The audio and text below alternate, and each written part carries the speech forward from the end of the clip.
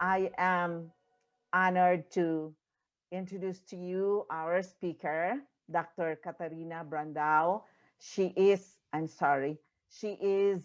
assistant professor at the Faculty of Psychology and Educational Sciences of the University of Porto in Portugal. She is a full member of the Center of Psychology at the same university.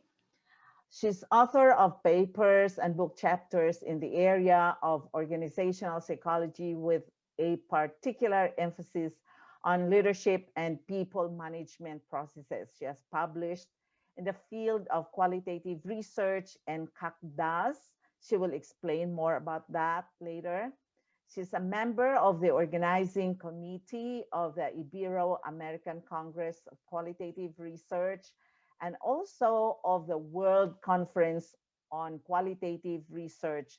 By the way, we are partners with WCQR, AQRA, and WCQR are partners. We have the same aim and advocacy, and that is to empower people specifically in qualitative research. And I'm happy also to mention that Dr. Catarina Brandao is one of the editors of an ebook that when did we send that out, Catarina? Around January 2020. 2020. Maybe not January. I'm confusing with the new book. Around September probably. Yeah, September. Yeah. Yes, I think because you're right. Because in October we had that round table discussion about that book. So it's a book in qualitative research, and I hope you can access because there are good samples there of empirical studies done in qualitative research. So, ladies and gentlemen, I would like us all to welcome Dr. Catarina Brandao in her presentation titled Researching Leadership Processes with the Support of CAQDAS. Okay, so Dr. Catarina, you can now share your screen. Okay, so I will start doing that. And so you have you can present for 30 minutes or so, and we'll have question and answer for 15 to 20 minutes. Right? Okay, so let me just do like I was taught by David. So just a second, please.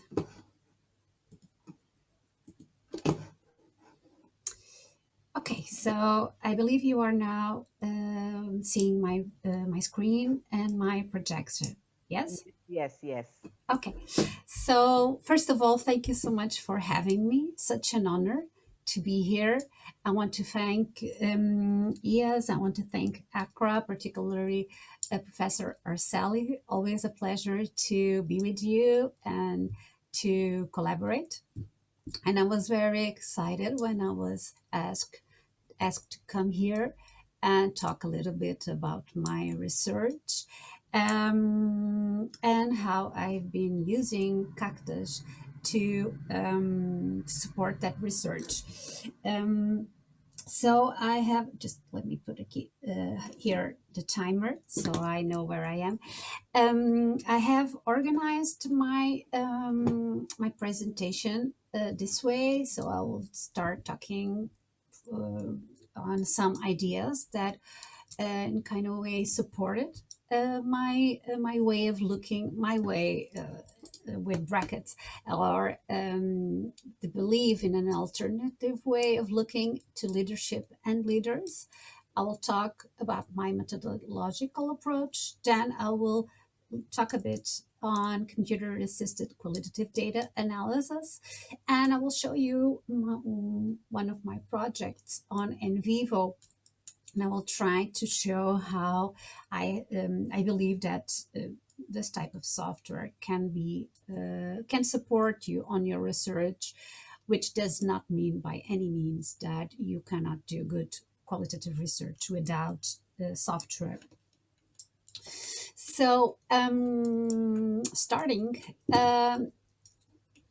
this is one of the main or big idea that we need to have in mind, is that when we talk about leadership, when we talk about leaders, we have to think of a process, and we have to think of context, leaders and members. And what we have seen and literature has been showing is that there are several definitions of what is leadership, and this variety of definitions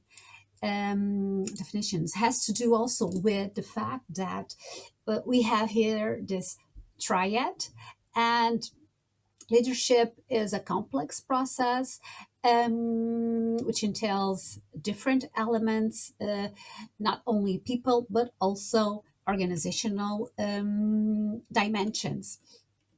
So we are looking at leadership considering the different elements that are there, and that leaders will enter and will develop leadership processes in the relationship with others in a particular context, and giving their development process, their own development process.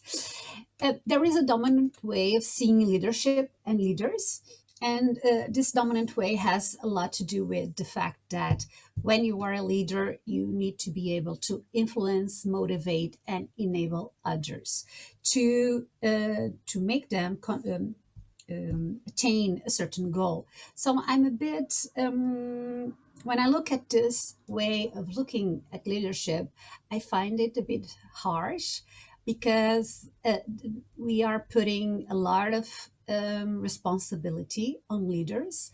And that is, of course, that is a fact, but when you are in an organizational formal position, you do have power, and you need to be able to use that power appropriately. But what I and my team have been working on is a different way, an alternative way of looking at leaders and leadership that does not,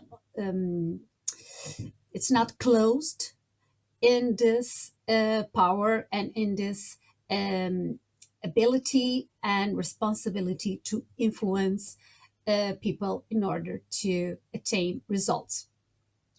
One other idea that we also take into consideration is the dichotomy that you usually can find in literature, that on one side you have leadership, and on the other side you have management.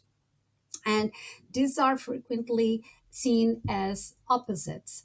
On our take, or on our way of doing research, we have considered people that by being in an organizational formal position, they have authority, and they have to enter on leadership processes. So we look at leadership as a process, and management more as a position that entails certain actions, but we don't see them as necessary different things. We look at the position, the person that is there, and the different actions and challenges that this person has to face. So here we have the evolution of leadership theories. I will not enter on this. I just wanted to point out that the evolution goes in the way of having more holistic way of watching and defining leadership. And we now are in what it's called the new leadership theories, where we can find authentic leadership and servant leadership. And our approach will sit in this new way of looking at leadership, and we call it a human and more humanistic way of seeing leaders and leadership.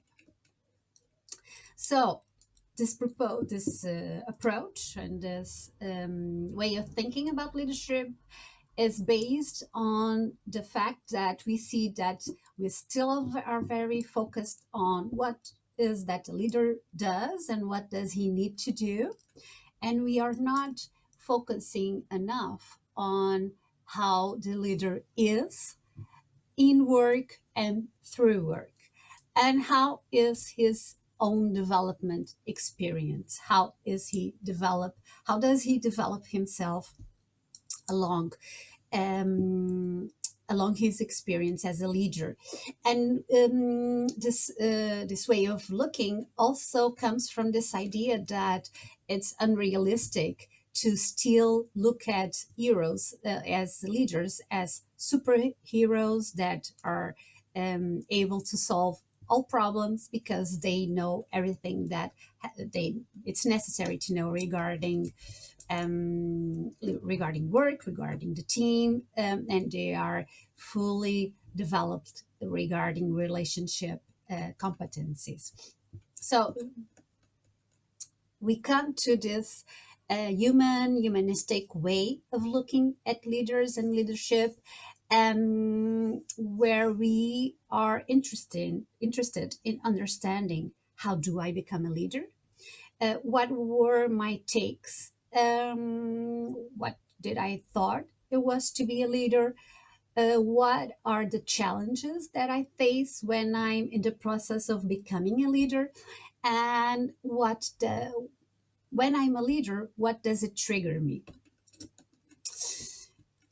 And this makes sense for us because we still need to know a lot on the dynamics established between leaders and subordinates. And we still need to look at the personal internal dynamics of both. So my background is in psychology, and that's my way of looking at leadership, the psychological, emotional, and cognitive processes that happen in the leader and that happen in the relationship with others. We try to understand the emotions felt by leaders and how these are triggered and managed by the leaders. This means understanding the self in a working relationship, understanding the self being a leader, understanding this in a development way, which means what are the links with emotional experience. And we have considered the attachment theory, namely by Bowlby. So we also considered how our early attachment experience influence how we are as a leader, how we conduct, how we manage leadership processes. But we also look at the context. So we can't look at leadership without looking at politics, without looking at the organizational culture. So we try to bring these two elements. My history, in the sense of my development history, how are my relationships outside of work, how were my early attachment experience, and how do I bring them to uh, my work as a leader. And also, having this developmental perspective means how does the leader deals with having emotional pressures from subordinates, coworkers, and others. Um, and at the same time, he's dealing with his own difficulties and uncertainties.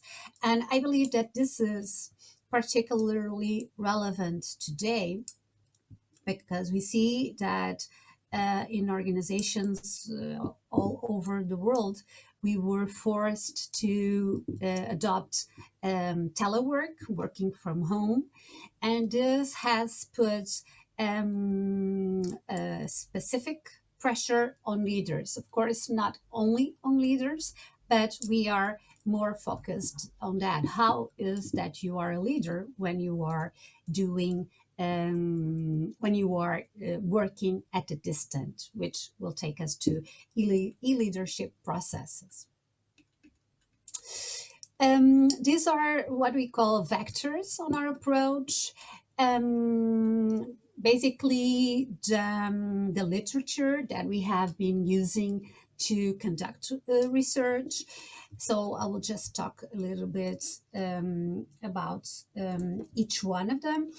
So on one hand, we look at what are the expectations about leaders. And we have already seen that idea that there is an unrealistic way of looking at leaders and at leadership. So many things that are required of being a leader. And we see that these different perspectives are on the part of society and also on the part of subordinates.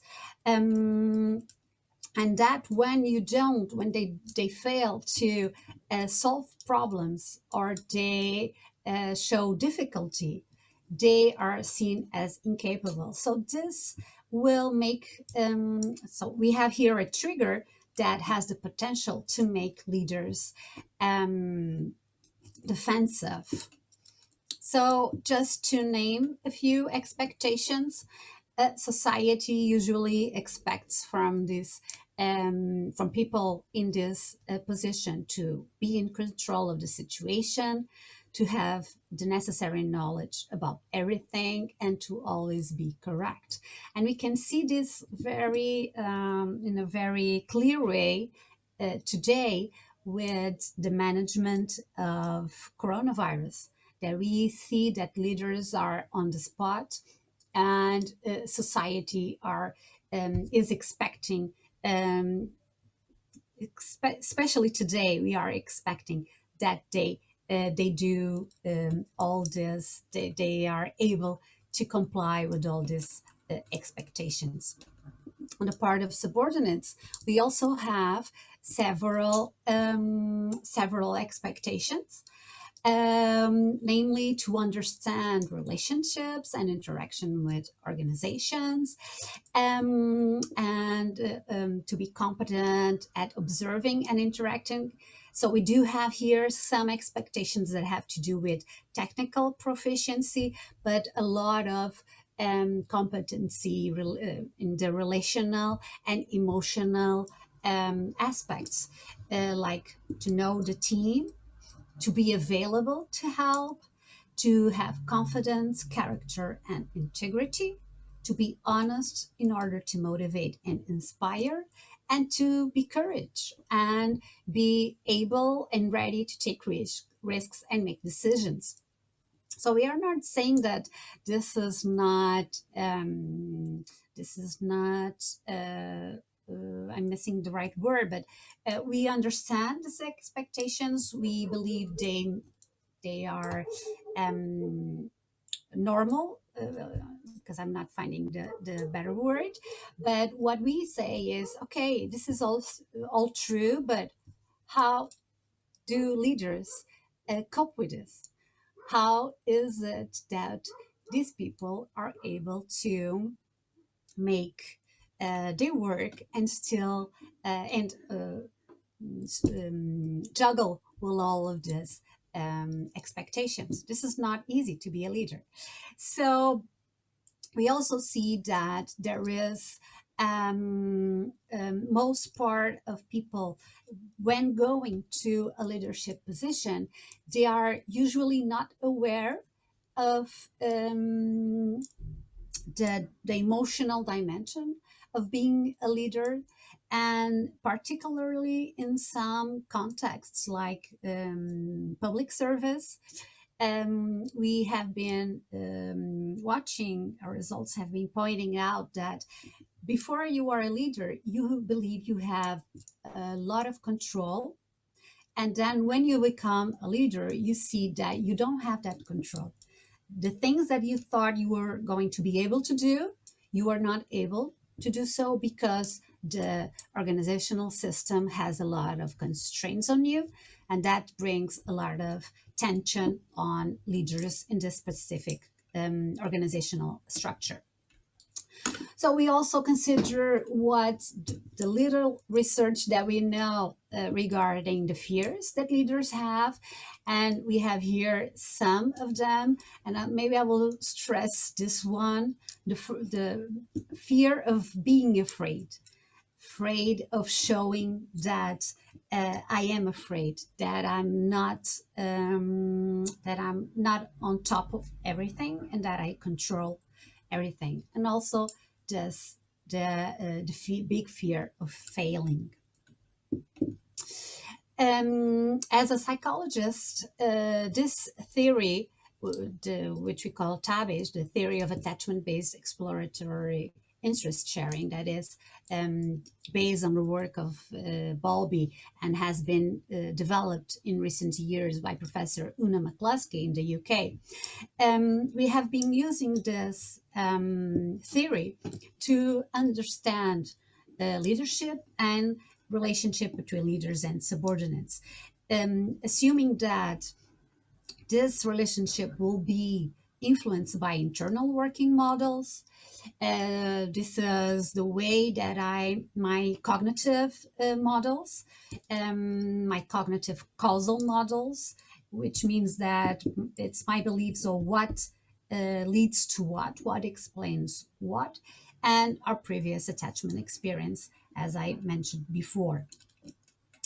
This theory tells us that we as human beings have 7 interrelational systems, and when we are in work, the systems will come into place, and they will, when we look at our behavior, feelings, and cognitions in the workplace, we can see how these different systems come into place, become activated. So if I am a leader, am always I am pressured by my subordinates to give them support, emotional, but also in tasks, my caregiver system will be more activated. Other situations may trigger my defensive system, which may take me to, I was going to, wait. Okay.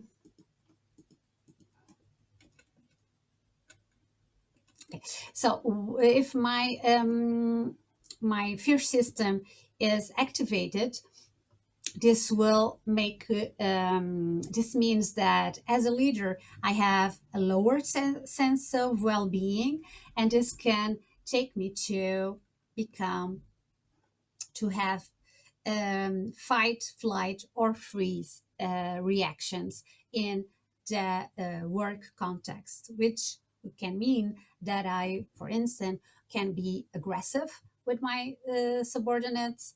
This can mean that I avoid subordinates, or in a meeting I avoid that my subordinates discuss because that I'm uncomfortable with conflicts, and conflicts are not always bad. When they are associated with work, they usually may bring us to a higher level of proficiency. And also I can be freeze, which means I can be disoriented, disorganized. When my self-esteem is working, I'm able as a leader to go and ask for help. So if I have the fear of failing, if I have the fear of making changes, I can go and ask support for coworkers, for other leaders. We can also, as a leader, go and ask support for subordinates, but it is very important to not overload subordinates with leaders asking for support, particularly when we are talking about leaders asking for emotional support on subordinates. We have been seeing that this can be overwhelming, and this can make subordinates become with their fear system active. So this was what I was just explaining. So based on that, we are strong believers that we need to work with leaders to explore with them how is that their fear system becomes activated when they are working, and what are the triggers to this. Because if your fear system is activated, this means that you have a low sense of self-esteem, and your self-notion becomes negative. So we want to explore this in order to by doing research in a way that makes leaders explore themselves and their experience to develop their own comprehension regarding how the different systems become activated in the workplace. And we want to help leaders to become better care seekers, which means to make them more confident regarding asking for support in the organizational structure, but also in outside of the organizational structure. So how have we been researching this? Using a qualitative, exploratory, and descriptive design. We have been researching with leaders in different contexts. We have been mostly using a cross-sectional design, but here and then we try to do longitudinal. This is not very easy, and I will try to explain why. We have been using different techniques and instruments, and two ways of doing data analysis. So I will go on to the participants, which leaders have we been researching. We have been trying to research to gather data from leaders in different positions. So here we have first level leadership, also second level. These leaders, they are in what we call in between, because they have subordinates and they have leaders themselves. And this is usually a very particularly and challenging position. But we also have been gathering data from some CEOs, namely on startups organizations. We have data from private and public organizations, but we have been particularly gathering more data from public organizations, also because this is one of my interests. My father was a public servant, and I'm very curious about this context. So I do believe this is why I usually go to this context and try to understand how is leadership in this type of organization. These are the four techniques that we have been giving a priority to: the critical incident technique, semi-structured interviews, life stories, and also semi-structured questionnaire, that is CSAT. And let me just briefly go through each of them. Okay. So the critical incident technique, you may know that this was born in the United States by the hand of Flanagan, and in its origin, it's mostly quantitative, but Shell has been giving it a twist, and she uses the technique in a more constructive and interpretative way, and this is the way that I have been using it. So I will go and get some ideas, some basic rules that Flanagan put in writing, and then I will use it in a qualitative way, an exploratory, interpretative way. I have been using this technique also in a way that puts people, and this comes from Shell, that puts people thinking about their process. So this is one example of one research where we did and we asked, in this case to subordinates, think on your sorry, in your relation, this is typo, relationship with your current supervisor, and describe critical incidents that influence the building of that relationship, positioning those events in the timeline. So we will ask people to think on their relationship and to put them along the process. Um, when using this technique, we need to make very clear what is a critical incident in each research. And I brought here two examples. This was one of my first works doing this with this technique, where in that research, a critical incident was a work episode in which the leader had a specific behavior which had a positive or negative impact on his performance. Now we have other works that um, present or have different definitions of what is a critical incident. So may ask, describe work and relational events that influence the building of your relationship with your supervisor. And regarding the incident, we will need to ask certain events. We need to make sure that our participant knows, okay, so please tell me the context, what was happening, who was in the situation, what did you both do, how did the event ended, how did you interpret it and understand what your supervisor did, what did you felt in the event, and how did that event made an impact on your relationships. So it's very important to make clear what I as a researcher need to know regarding the event, because this will allow me to understand if my critical incidents have quality or not to the research. So this has to do with requirements for validity. And here you can see a work by Butterfield and colleagues, where they point in a very clear way. If you are using critical incident technique, you need to be aware of these requirements. We also need to make sure that what's the time frame that your participants need to consider. So do you want them to explore and present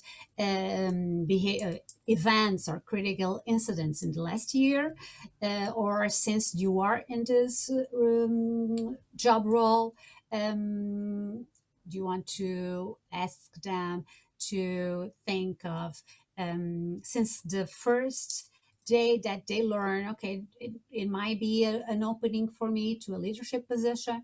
You need to put the time limit to also make participants aware of, okay, so where will I go?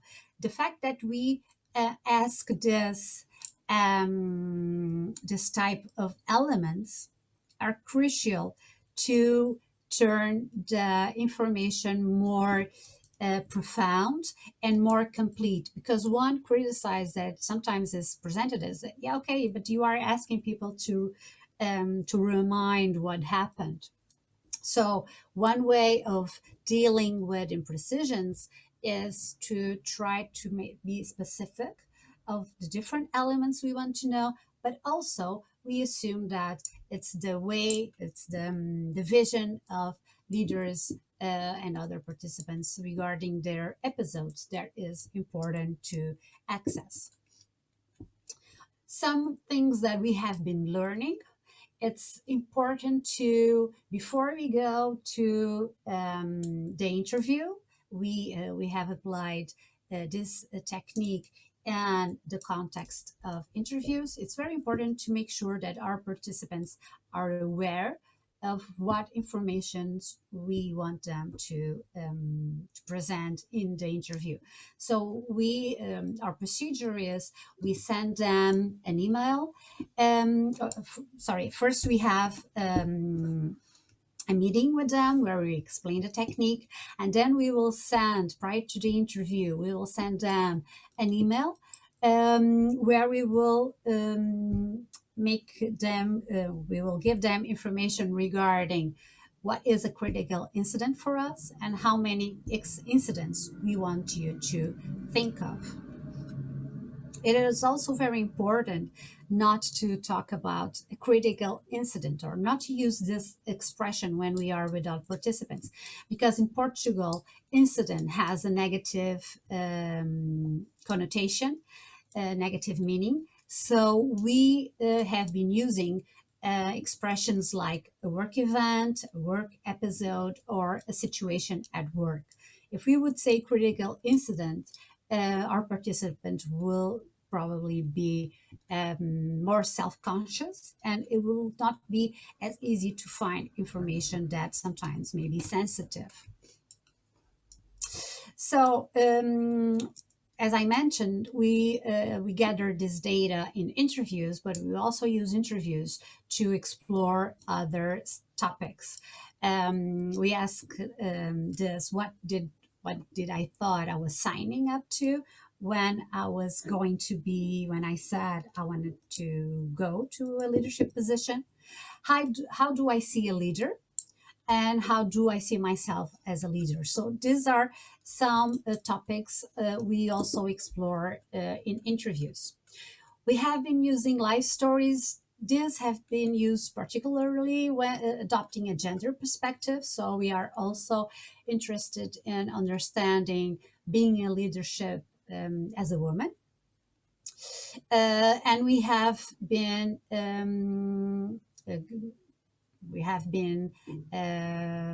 using three different moments to gather data, because as you all should know and probably do, life stories require that we have more than one moment of gathering data. There are some researchers that may use even more than 3 moments. The other instrument is SysDat. This comes from the system-centered approach, and this is from Agazarian. And what we ask is our participants to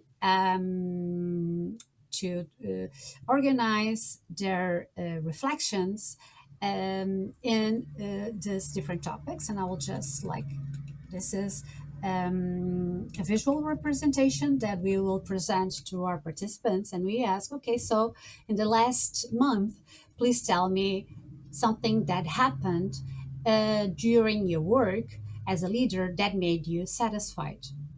Also, tell us about something that made you dissatisfied, something that surprised you, something that you discovered, and something that you learned in your job. And this technique has been developed as a way not only to gather data, but to make our participants reflect on their experiences. So as we also analyze the data that comes from here, we are particularly motivated for making leaders reflect on their leadership experiences, and by building metacognition on their experience to be able to develop their self. Of course, this needs to be in the relationship with the researcher or with a coach, a mentor, or someone that we do believe that as psychologists we are prepared to do. So it's like doing intervention while doing research, which is a particularly interesting way of doing research on my take. To do data analysis, we have been using these two ways. So sometimes we look at the data and use content analysis according to Bardin, and we also do analyze Brown and Clark proposition to do qualitative thematic analysis. And this has to do, of course, with our research questions. Using this methodological approach, we have been focusing on these 7 aspects. How is the process to become a leader? And we have been identifying the different stage of it. there is not a lot of literature on this, so it's something that we are particularly excited to work on. Also, representations regarding leadership, as I was mentioning, the self, the defensive self, what does triggers my defensive, what makes me become have a fight, a flight, a freeze reaction? How do I, as a leader, try to regulate this? How do I do what my strategies are to keep exploring, to keep open and creative to my work? Um, and also this um, all of this particularly when I'm in the process of transitioning to becoming a leader or a different leadership position, and as I mentioned, the leadership, the gender perspective. Catarina, our Yeah. time is a little bit limited, Yeah. so Okay. okay. Yeah, so I think that I will move on to some ideas on cactus. So my experience regarding this has been, I've been learning that cactus helps me to develop work since the beginning. Many researchers you make it all about data analysis. Well, this was more evident like 10 years ago, maybe. We are seeing that as softwares develop themselves to be able to support research all over the process, I've been able to understand that, in fact, this does help along the process. Okay, so these are some of the tasks that the software will help us. As I said in the beginning, I don't believe that you don't do good research if you don't have a software. But for me, it has been a good tool because it has helped me to be more organized and to support my research since the beginning. And also to gather, as I'm gathering more data, I can put everything in the software and more easily connect research. These are some of softwares out there. And Vivo is the one that I use, but this has to do only with the fact that when I started to do my PhD, this was a software used at my university. So this was the one that was available for me. And I began and continued to use it.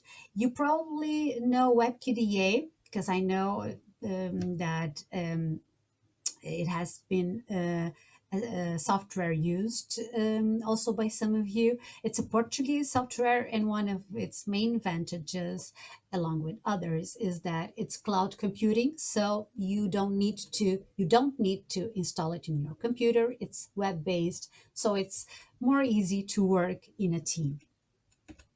There are several things that can help or can support and influence our decision to choose one or the other. As I said, in my experience, for me, it was okay, this is the software that my school has. They offer me training on that. So, yeah, I will go and use it. And something that I also like on NVivo is that as it's so spread around the world, it's very easy to go at YouTube, to forums, etc., and find a community that is supportive and that helps you to manage the system, the software, and to understand different ways of analyzing your data. And this is also something that for me is very important in my decision. Of course, financial dimension is very important when we choose. There are some open access KDAs, and for some people, this will be the right choice. If you have some more funds, maybe you can go and try more sophisticated software. But also, on my experience, and Vivo has a lot of tools, and you probably will use like 20-25% of that of this. So we do need to see, does it make sense to use so many to have so much financial investment for just 20%. So it's a choice. There are pros and cons, but I do have a limited time. I know I'm over the time. So I think I will go and show you some things or the organization of one of my projects. Okay.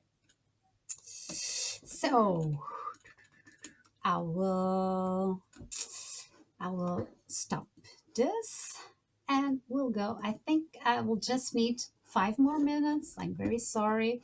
I I do presentations many years, so many years now, but I don't know. I always get to go over the board. I do need to work on that. So sorry. It's okay. It's okay. So you Yes. want to show something, Katarina? Yeah, I will. Yeah, I'm going to share. Mhm. And let me just. Okay, so yeah, it's this.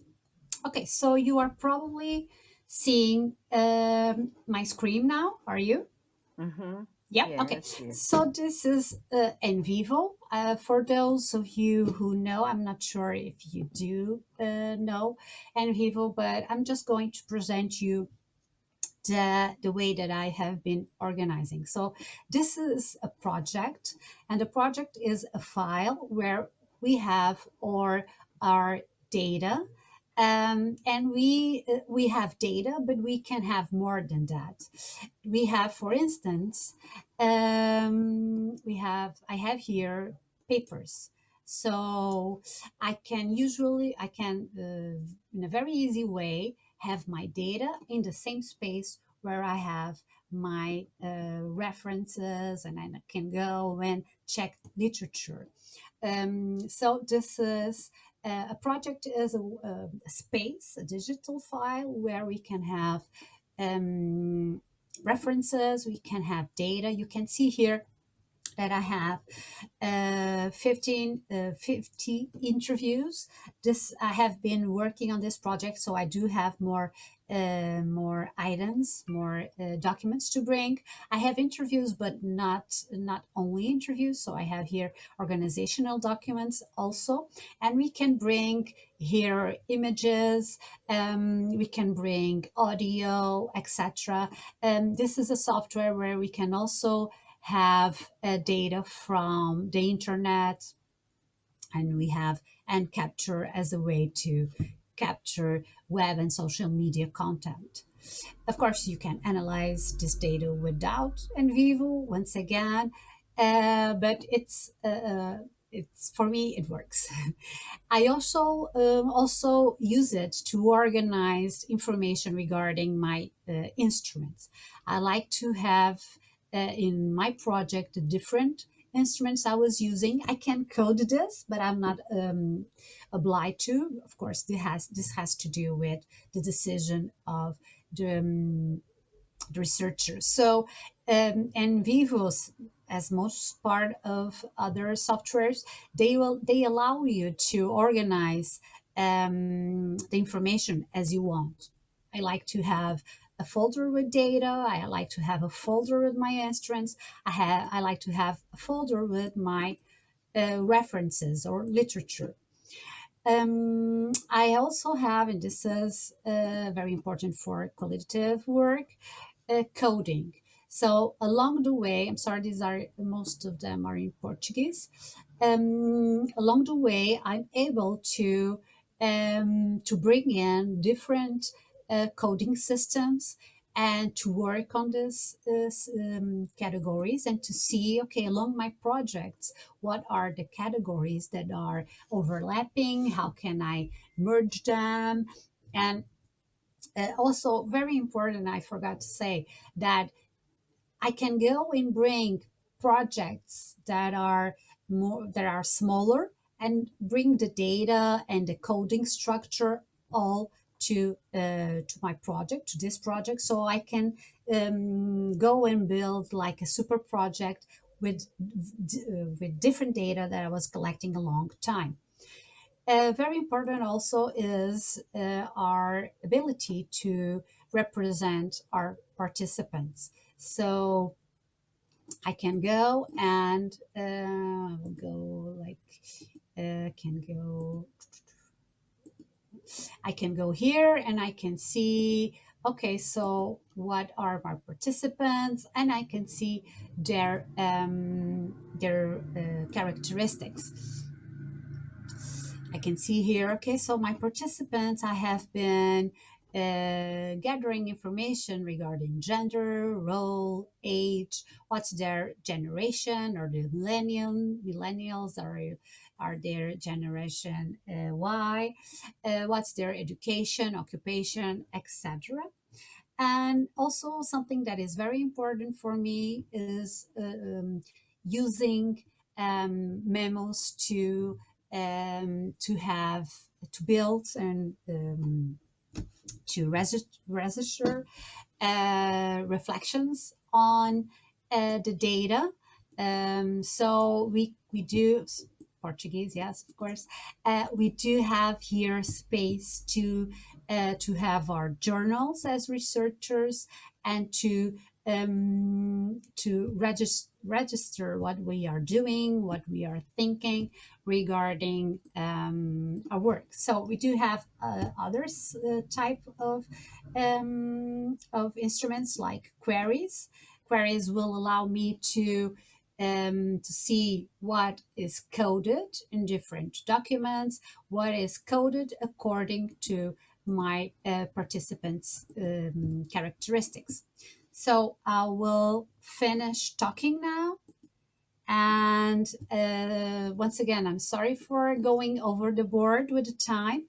And I'm very interested to hear your thoughts on this, ideas that you may have for us to improve our way of researching this topic. So please feel free to talk and to share. Thank you, Dr. Catarina Brandao, for the wonderful presentation. Without wasting much time, I will get into some questions. We got a question here. It says, the evident advantages of critical incidence technique are the authenticity. How do you deal with the negative or unexpected responses? Mm-hmm, mm-hmm. So yeah, what we have been, that's a great question. Thank you so much. And we have been working on the fact that, or thinking on the fact that we are working with leaders, and this is known as a difficult population because they usually have they are very self-aware. Also, what I was talking about, the fear. The fears that leaders many times have. So they are not always ready to present critical incidents that are not so positive. So we have been thinking of strategies to deal with this. And one strategy is to be with them prior to the data gathering moment and explain the technique. Also not using the word critical incident or the expression, because in Portuguese it does have a very negative coin. And we also work on showing the importance of having this information.